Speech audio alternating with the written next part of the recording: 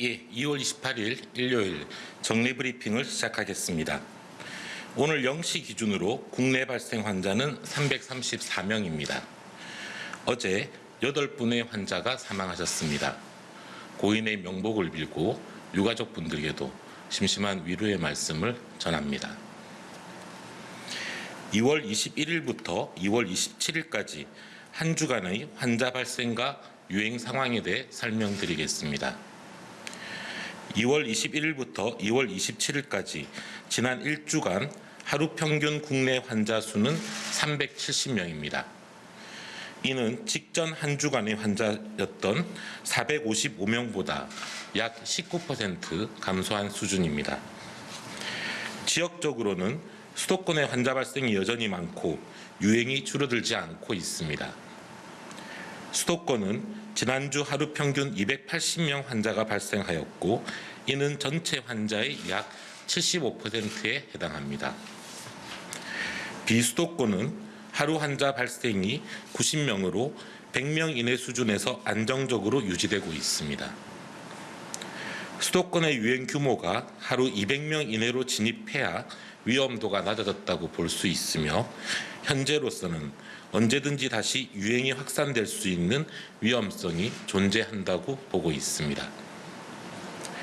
수도권 주민들께서는 이러한 위험성을 감안하시어 일상생활에서 방역수칙 준수를 철저히 지켜주시기 바랍니다.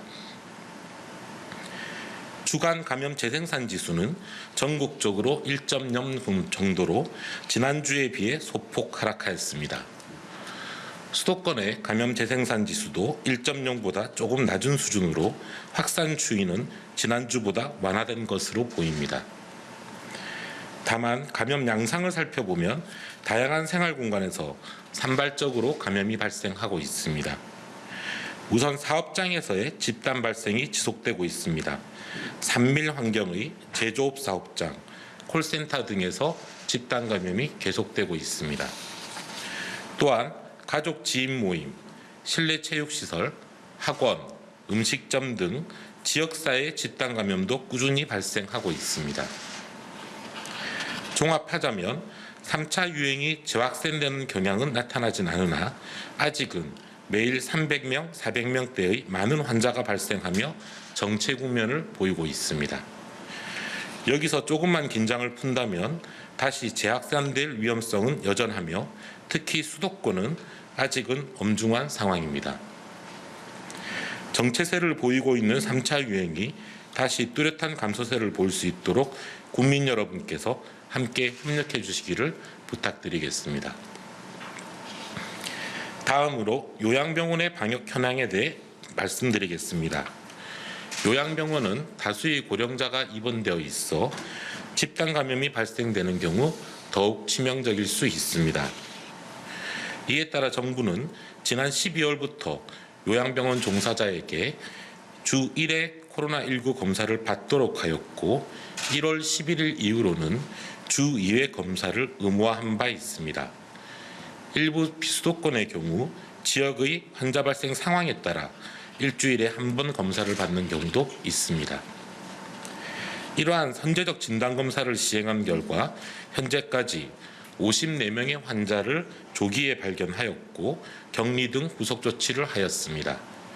또한 이로 인해 요양병원의 집단 감염 수와 규모가 크게 줄어드는 효과를 보이고 있습니다. 요양병원의 집단 감염은 12월의 15개소에서 1월 9개소, 2월 4개소 등으로 점차 줄어들고 있습니다.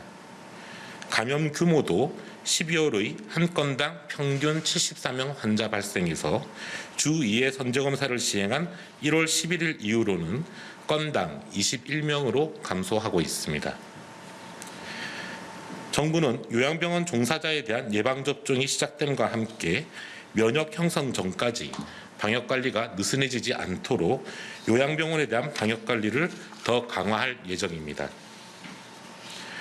요양병원과 지자체 전담 공무원을 1대1로 매칭하여 마스크 착용, 유증상자 사전 점검 등이 잘 이루어지는지 특별 관리를 강화할 예정입니다. 또한 선제 검사율이 낮은 요양병원에 대해서는 수시로 점검을 시행할 계획입니다.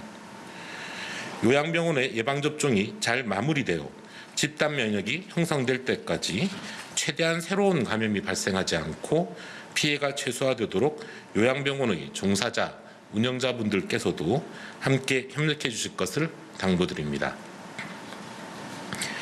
지난 금요일부터 전국적으로 코로나19 예방접종이 시행되었습니다. 이제 집단 면역 목표인 11월까지 일상을 회복하기 위한 기나긴 희망의 대장정이 시작되었습니다. 아스트라제네카 백신과 화이자 백신은 해외에서 이미 수천만 명이 접종을 받았으며 백신의 안전성과 효능은 해외 여러 사례에서 실증적으로 또한 학문적으로 입증되고 있습니다. 어제까지 우리나라에서는 전국적으로 약 2만여 명이 코로나19 예방접종을 받았으며 신고된 부작용은 대부분 경미한 수준에 그쳤습니다.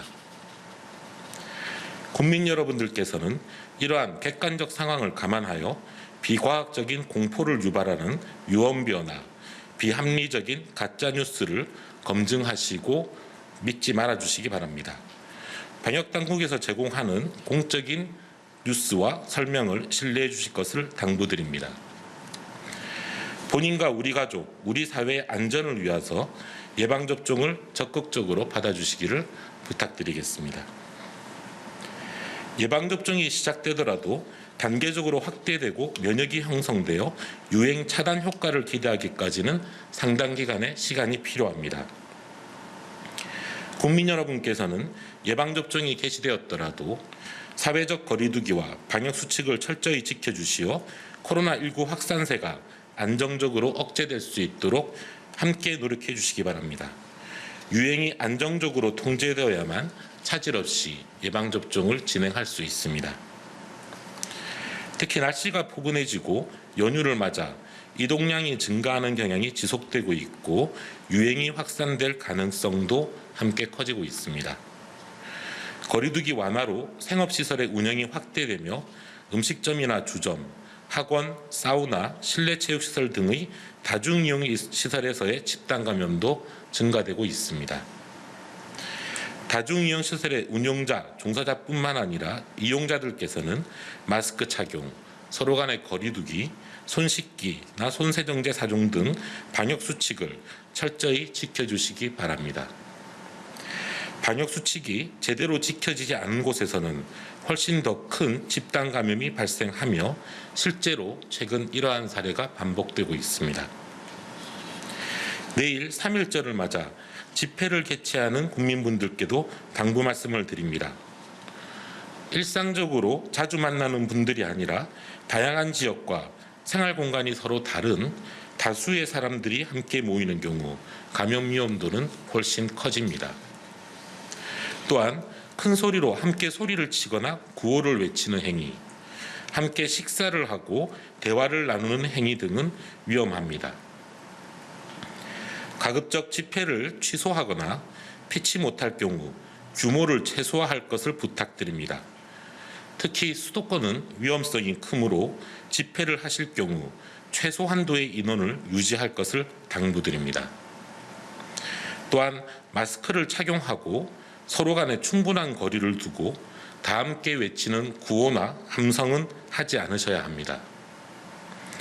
집회 전후로 식사 모임도 반드시 피해야 하는 위험한 행동입니다.